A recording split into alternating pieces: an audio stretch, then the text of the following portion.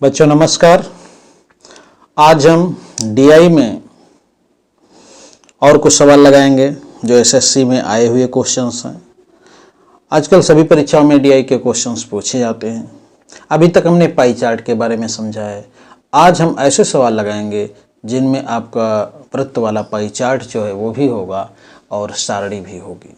देखिए, मैंने शुरुआत में ही आपको पहले दिन कहा था कि डीआई के अंतर्गत आंकड़े सुव्यवस्थित रूप से दिए होते हैं, उनको समझना होता है और सवाल को हल करना होता है। अब सुव्यवस्थित रूप से आंकड़े कैसे भी दिए हो सकते हैं, आपके इस रूप में आज सारणी भी है और ये पाई चार्ट भी है, तो इनको हम समझते हैं। आप हर सवाल में कुछ ना कुछ समझते हैं, सीखते हैं, तो अपनी बातों को समझिए और जितना भी पिछली क्लास में अभी तक मैंने बताया है डीआई में, वो सब आप सदैव याद रखिए। मैंने बताया है दो ही चीज़ें इसमें आवश्यक हैं।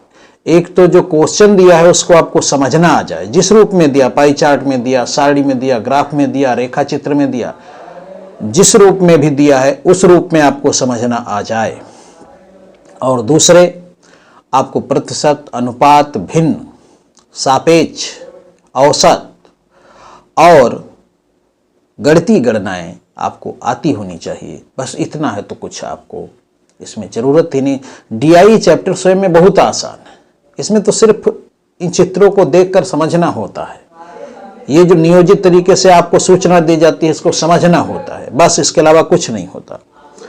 लिखा है कि पाई चार्ट में 2009 में 7 गांवों की आबादी का अनुपात दर्शाया गया है। कितने? 7 गांवों की आबादी का अनुपात दर्शाया गया है। अब 7 गांव की आबादी का अनुपात दर्शाया गया है 2009 वर्ष में। अब कहते हैं पाई चार्ट का अध्ययन कीजिए और निम्नलिखित प्रश्नों का उत्तर दीजिए। देखिए, दो आपके सामने पाई चार्ट हैं।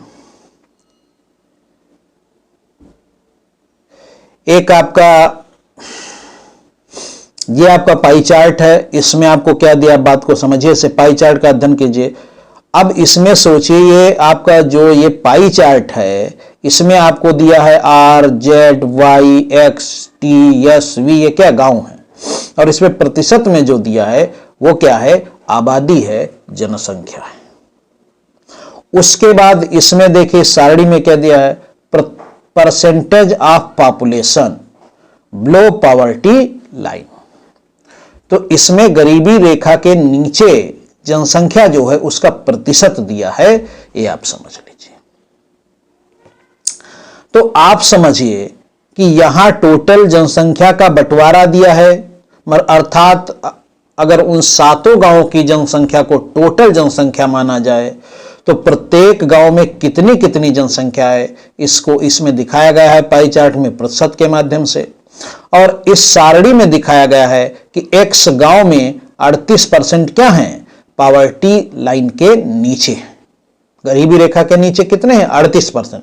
मतलब यदि, इस बात को समझो, यदि एक्स गांव में टोटल जितने भी लोग हैं उसमें 38% गरीबी रेखा के नीचे, ये सारणी बताती है।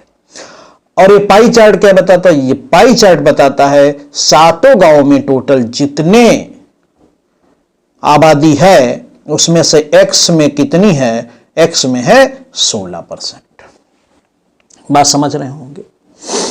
इस पाई चार्ट में एक्स की आबादी दी है 16%। ये इसका तात्पर्य है टोटल 7 गांवों की जितनी आबादी है उसका 16% एक्स गांव में है। अब जितनी आबादी गांव में है उसको पूरा मानकर यह बताया गया है कि 38% गरीबी रेखा के नीचे है एक्स गांव में। इसी प्रकार से अगर दूसरा गांव ले वाई, तो वाई जो 7 गांव में जनसंख्या है, आबादी है, तो वाई में उसका 15%, देखिए ये 15% दी है, तो इसमें टोटल जनसंख्या का 15% है। अब इस सारणी में देखिए वाई का, इसमें दिया है कि 52% है गरीबी रेखा के नीचे, अर्थात गरीबी रेखा के नीचे कितना, 52%। तो आप समझिए कि जितनी वाई में जनसंख्या है, आप 15%, टोटल का 15% कुछ होगा, मान लीजिए कुछ जनसंख्या है, उसका 52% क्या होगा, गरीबी रेखा के नीचे होगा। यहां एक बात और निकल के आती है, अगर 52% गरीबी रेखा के नीचे है वाई गांव में, तो 48% गरीबी रेखा के ऊपर है। तो इन सब बातों को भी आपको समझना होगा। तो यही सब समझना होता है, जब आपके सामने क्वेश्चन आता है, दिमाग आपको तुरंत लगाना होता है कि ये क्या क्या कह रहा है, उसकी हेडिंग्स देखते हैं और समझते हैं तो आप समझ जाते हैं। तो चलिए सवाल पढ़ते हैं। यदि गांव एक्स की गरीबी रेखा से नीचे की आबादी 12,160 है, अब बात समझो, तो गांव यस की आबादी बताएं। मैंने कहा था प्रतिशत आपको खूब आता होना चाहिए, इसलिए क्योंकि इसमें बताया एक्स की गरीबी रेखा से नीचे की आबादी 12,160 है। गांव एक्स की बात कर रहा है, गरीबी रेखा के नीचे की आबादी है 12,160, और इस साड़ी में प्रतिशत में कितनी है, 38%। मतलब गांव यक्स की जितनी आबादी है उसका 38% गरीबी रेखा के नीचे है, और उसका वास्तविक मान है इतना। मतलब एक्स गांव की जितनी टोटल आबादी है उसका 38%, तो एक्स गांव की भी तो 100% होगी। देखिए, आपके परसेंट के अलग अलग संदर्भ हैं।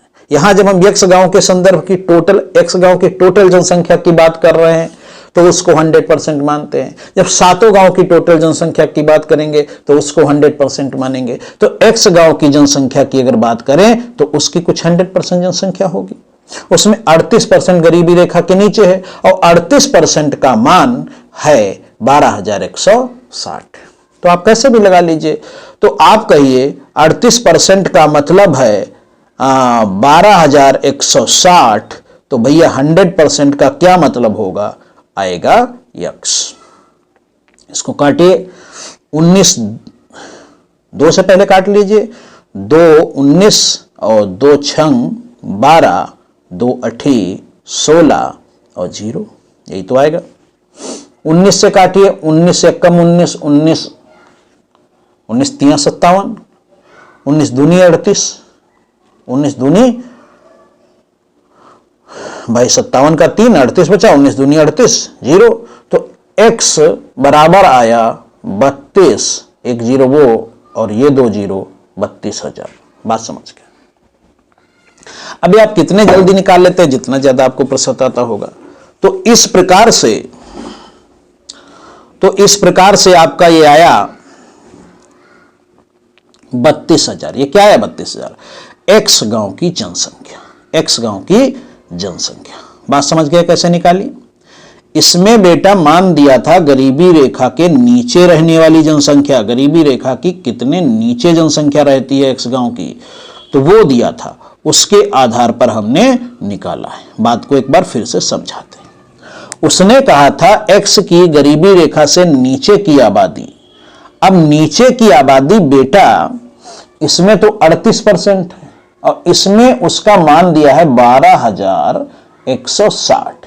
तो आप सोचो 38% अगर 12,160 है तो एक्स गांव की टोटल जनसंख्या तो 100% होगी, उसका क्या मान होगा, ऐसे होगा, ऐसे होगा। इसको जब सॉल्व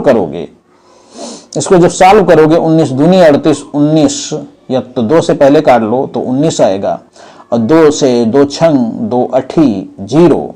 अब इससे काटोगे तो 19 आपका 3 57, 19 दूनी 38, तो x बराबर आया 320। बात समझ पाए? तो टोटल हुआ 32,000 जनसंख्या एक्स गांव की। अब आपसे एक्स गांव की नहीं पूछा है, उसने पूछा है कि यस की आबादी कितनी होगी, गांव यस। अब एक बात सोचिए, अभी इस पाई चार्ट में संबंध तो दिया है भाई, एक्स गांव की आबादी 32,000 है जब वह इसमें प्रतिशत में थी 16%। ये परसेंट किसके सापेक्ष है? ये परसेंट सापेक्ष है टोटल सभी सातों गांवों की जनसंख्या 100% होगी। तो एक्स गांव के पास कितना है? 16% है। ये दिया है इसमें, देखो बेटा ये दिया है, तो 16% है।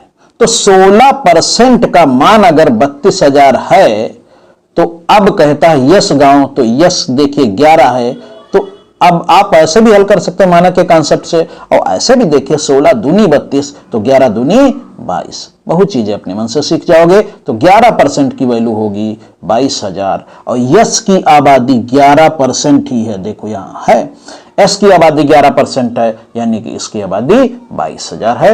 उत्तर आपका सही है सी। बात समझ गए? कुछ भी नहीं, आप मौखिक इस चीज को लगा सकते हैं, 100% मौखिक लगा सकते हैं। थोड़ा सा काटना जरूर पड़ सकता है आपको, अगर दिक्कत है कैलकुलेशन में थोड़ी, वैसे वहां भी कुछ नहीं करना है। तो जैसे ही आपका 32,000 एक्स गांव की जनसंख्या आएगी, आपको दिखेगा 16% का मतलब तो 32 है, तो एस की तो 11% है, तो 22,000 है। तो आपका एक क्वेश्चन लग गया। अगला क्वेश्चन देखिए।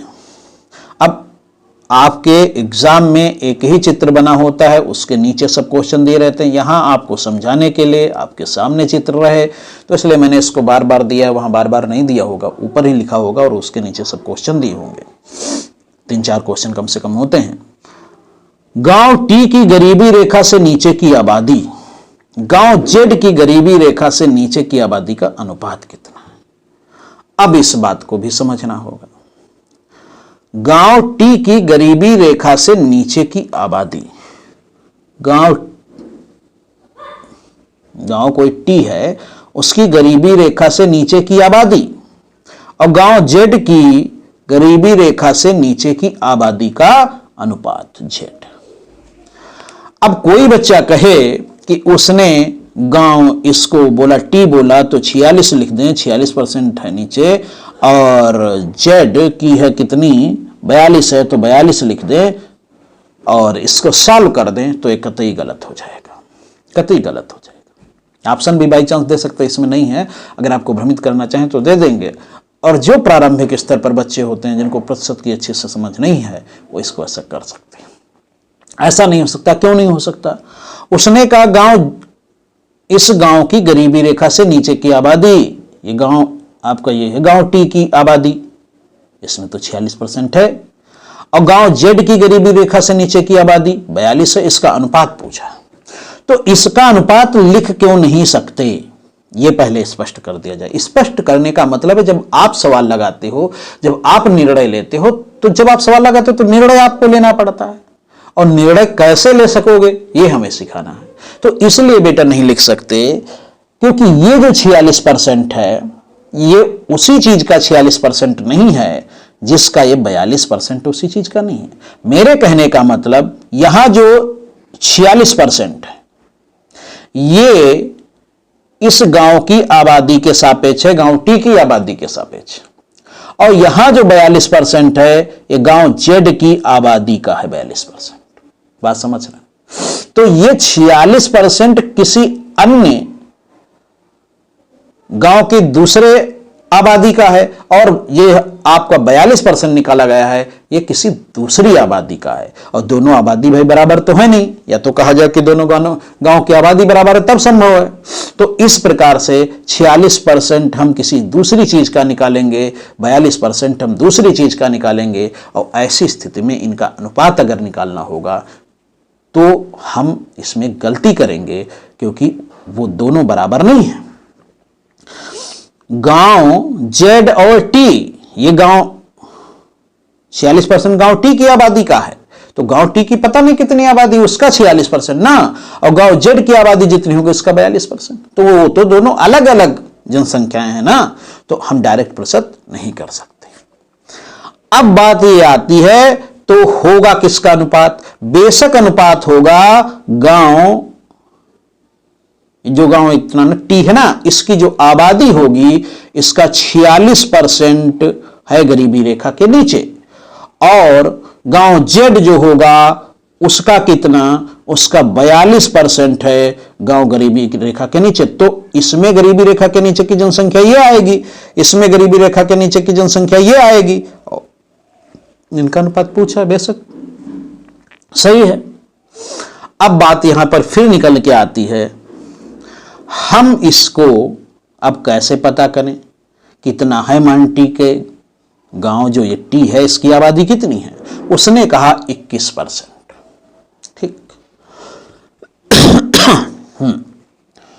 और जेड की आबादी कितनी है? उसने कहा 11%। अब यहां एक बात सोचने वाली है, 21% किसका? टोटल सभी गांवों की आबादी का 21%, बात समझो। और 11% किसका? टोटल सभी गांवों की आबादी का 11%, बात समझ रहे हैं? तो यह निश्चित है कि इनकी गांवों की आबादी का अनुपात 21:11 में होगा। तो बेशक आप यहां 21 लिख सकते हो, मान लीजिए ऐसी आबादी है उसका 21% 21 आएगा, तो 21 गुणे 46%, बात समझ गए? और अनुपात 11 इंटू 42%। आप अनुपात में जानते हैं प्रतिशत का मतलब नीचे 100 आएगा, दोनों 100 कट जाएंगे, ऐसे समझ लीजिए चाहे। अब क्या होगा? अब इस अनुपात को अगर सरल करें तो 21 एकम 21, 21 दूनी 42 और 2 एकम 2, 2 का आएगा इतना 23, तो आएगा कितना आएगा? इतना आएगा आपका 23:11। ये आपका सही। बात समझ पाए? शायद अभी नहीं, हम आपको समझाते हैं। देखिए फिर से बात करते हैं। देखिए बेटा, सवालों में कुछ नहीं है, आपको कितना भी इधर उधर बहकाया जाए कि ये सवाल ऐसा है, वो सवाल वैसा, कोई सवाल कुछ किसी सवाल में नहीं है। सब सवाल बहुत छोटे छोटे नॉलेज से बंधे हुए हैं, उसके अंदर कुछ नहीं है, बहुत आसान है सब। तो देखिए कैसे। मैंने कहा, इसने पूछा गांव टी है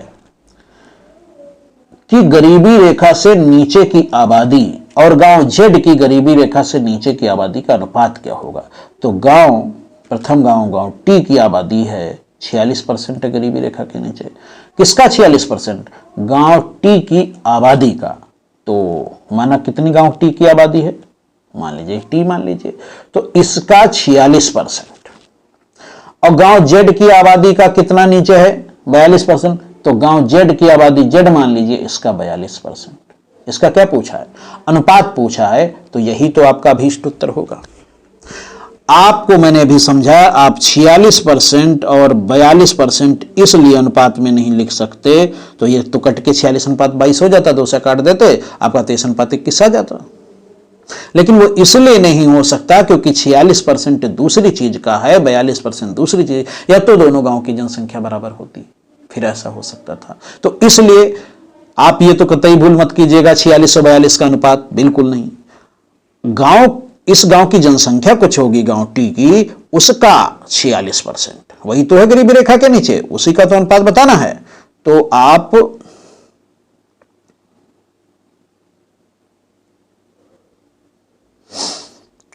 आप इसको ऐसे कीजिएगा, 1 मिनट। हाँ, तो अब अगली बात समझिए, इतनी बात तो आप समझ गए होंगे शायद। अगली बात समझिए, मैं ये कह रहा हूं कि इसमें तो जनसंख्या अलग अलग थी जिसका हमें प्रतिशत निकालना, 46% किसी अलग चीज का निकालना है, 42% किसी अलग चीज का निकालना है। लेकिन जब इस पाई चार्ट में इसकी आबादी 21% दी है टी की, और जेड की आबादी 11% दी है, ये जो प्रतिशत आपने 11% 21% निकाला है, ये किसी निश्चित आबादी का ही है। इसमें 7 गांव की टोटल जनसंख्या है, उसका 11% जेड में है, 21% टी में है।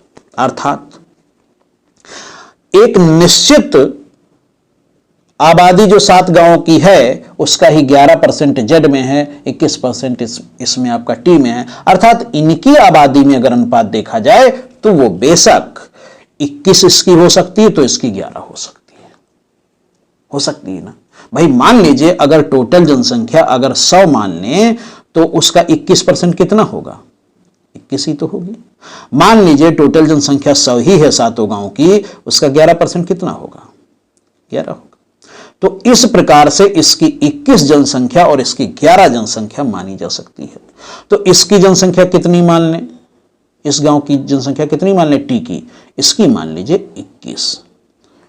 क्योंकि एक निश्चित ही राशि का अनुपात निकालना, या आप इसको ये भी कह सकते हैं जब एक ही संख्या का दोनों में प्रश्न निकालना है तो इन गांवों की जनसंख्या का अनुपात 21:11 होगा।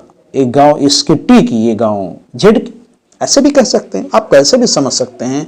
अर्थात इस गांव की जनसंख्या 21 है तो जेड की गांव की जनसंख्या 11 होगी। हमें अनुपात तो इसका नहीं निकालना, 46% इसका, तो इसका बेटा 46% ऐसे हुआ, इसका 42% बेटा कैसे हुआ, ऐसे हुआ। अब बात सोचने वाली, मैंने प्रतिशत को नीचे लिख दिया, वैसे प्रतिशत को ऐसे ही हटाया जा सकता था अनुपात में दोनों, तो इसको हटा दिया। अनुपात की बात है, 21 एकम 21, 21 दूनी 42। अब आप देखिए 2 एकम 2, इसको आएगा 23, तो ये 2:3:11। ये तो बात समझ में आई। तो ये आपका ये सही है। बहुत अच्छा क्वेश्चन है, आप इसको समझने का प्रयास कीजिए, मेरी बातों को समझने का प्रयास कीजिए। आगे चलते हैं। यदि गांव आर की आबादी 32,000 हो तो गांव वाई की गरीबी रेखा से नीचे की आबादी कितनी होगी। अब देखो बेटा क्या कहा, गांव आर की आबादी कहा 32,000। गांव आर की आबादी यहां कितनी दी है, 16%।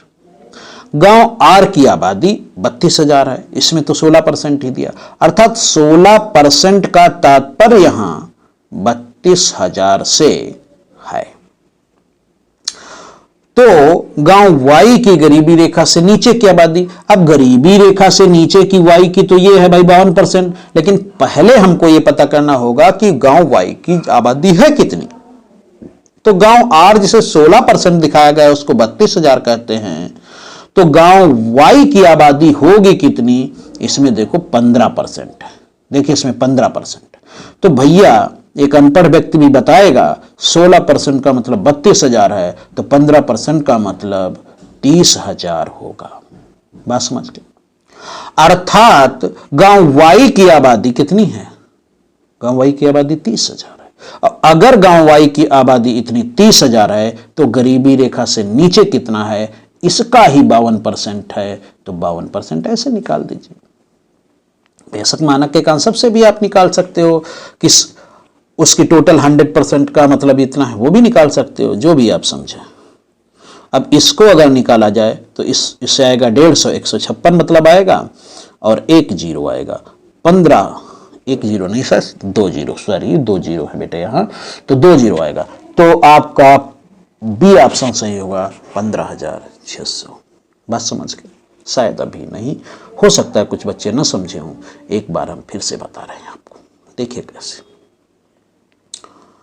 उसने आपको आर की आबादी दे दी। आर की आबादी कितनी है, आर की आबादी है 32,000, और इसको प्रतिशत में कितना कहा, 16%। तो 16% का मतलब सीधा सीधा आया 32,000। तो अब कहता है वाई की गरीबी रेखा से नीचे की आबादी, तो वाई की गरीबी रेखा से मतलब 52% का मतलब जितनी वाई की टोटल आबादी है उसका 52% गरीबी रेखा से नीचे है।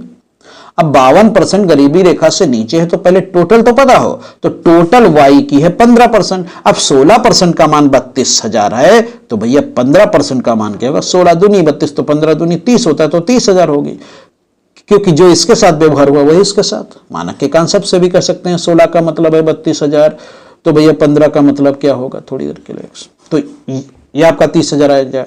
जब आपको वाई की आबादी पता चल गई 30,000 तो इसका 52% ही तो गरीबी रेखा के नीचे है, तो 52% निकालेंगे, इसको सॉल्व करेंगे तो आपका आएगा 15,600। बात समझ गए, बिल्कुल आसान है।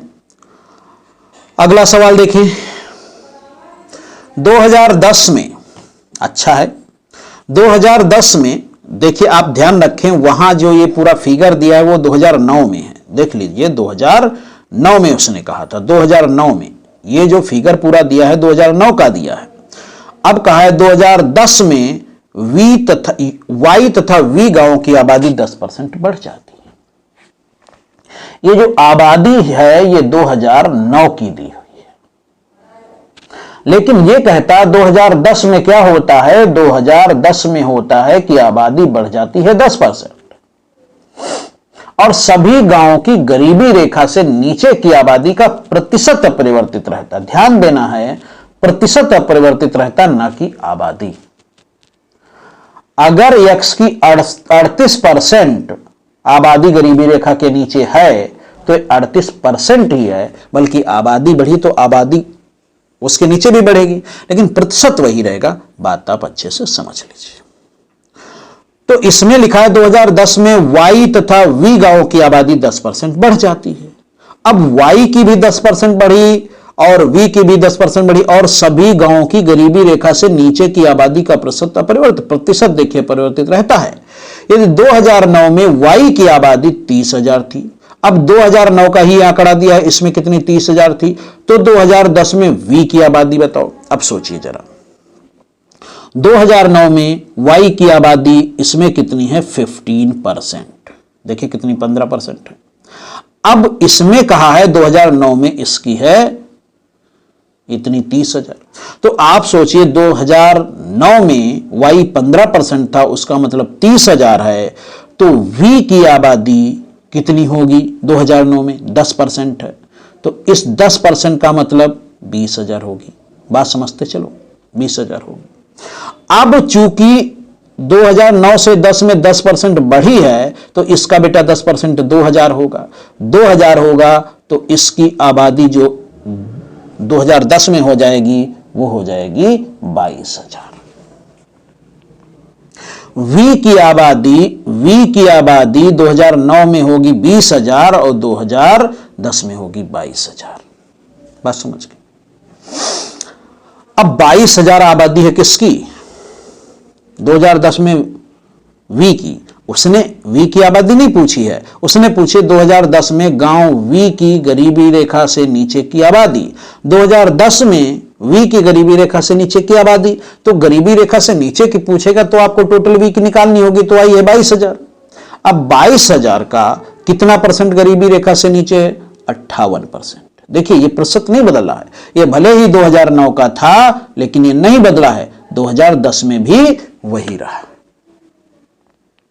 तो इस प्रकार से 10 में भी 58% होगा, तो 22,000 चूंकि उसकी जनसंख्या टोटल है वी की, इसका 58% निकाल लिया जाए गरीबी रेखा से नीचे की आबादी, तो आ जाएगा आपका, इसको करेंगे 58 को 2 से अगर गुणा करें तो 2 8 16 और 2 5 10 11,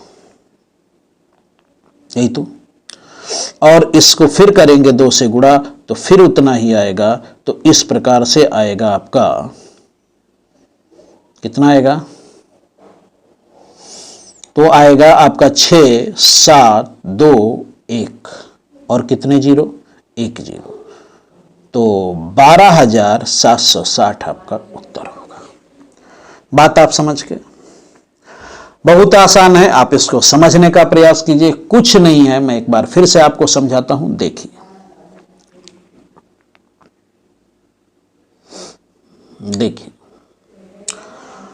2010 में वाई वी गांवों की आबादी 10% बढ़ जाती है, 10% बढ़ती है। 2009 के आंकड़े दिए हैं, 2010 में 10% बढ़ जाती है, तो ठीक है, पहले हम जाने तो 2009 में कितनी है, तो सभी गांवों की गरीबी रेखा से नीचे की आबादी अपरिवर्तित रहती, मतलब ये प्रतिशत में जो है वो नहीं बदलती है।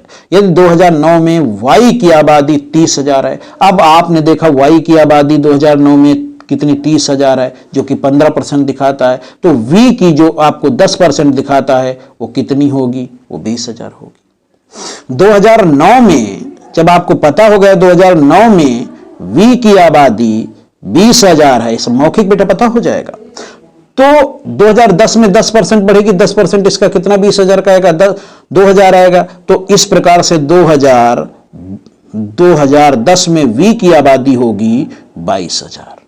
ठीक, अब कहा 2010 में भी की गरीबी रेखा से नीचे की आबादी, अब नीचे की आबादी तो इसका कितना 58% हमें निकालना होगा, ऐसे तो निकाल लेंगे, बिल्कुल आसानी से हो जाएगा, कुछ भी नहीं है।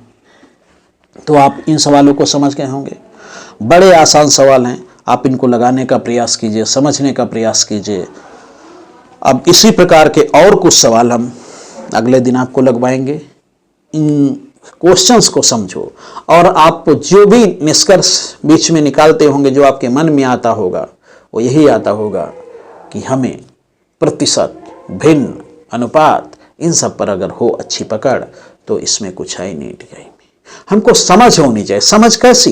जैसे यहां पर हमने एक सवाल में क्या किया, एक सवाल में हमने कहा कि ये अनुपात डायरेक्ट नहीं रखा जा सकता, इसलिए नहीं रखा जा सकता, ये कहां बात हुई थी अनुपात की, ये डायरेक्ट अनुपात क्यों नहीं रखा, क्योंकि ये 46% दूसरे का है और ये 42% किसी दूसरी संख्या का है, तो इनका अनुपात डायरेक्ट नहीं निकाल सकते। यहां डायरेक्ट अनुपात क्यों शामिल कर लिया गया, क्योंकि एक ही टोटल 7 गांव की जो जनसंख्या है उसका है। तो इस प्रकार की आपको समझ होनी चाहिए। अब जब होगी तो बड़ी आसानी से लग जाएंगे सवाल। और अगर आपको समझ में सब आता है तो इसको आप ज़्यादा से ज़्यादा बच्चों को शेयर कीजिए, क्योंकि इससे बहुत बच्चों का लाभ हो सके, उनका फ़ायदा हो सके। गंभीर बच्चों को जरूर शेयर कीजिए। और मैं कहता हूँ आपसे बार बार, अगर आपने प्रतिशत रेशियो सब नहीं पढ़ा मुझसे तो सेक्शन A, B, C इन तीनों में जाकर इसको अच्छे से पढ़ लीजिए, आपकी समझ अच्छी हो जाएगी। गणित आपका सबसे आसान विषय हो जाएगा। तो आज इतना ही। जय हिंद, जय भारत।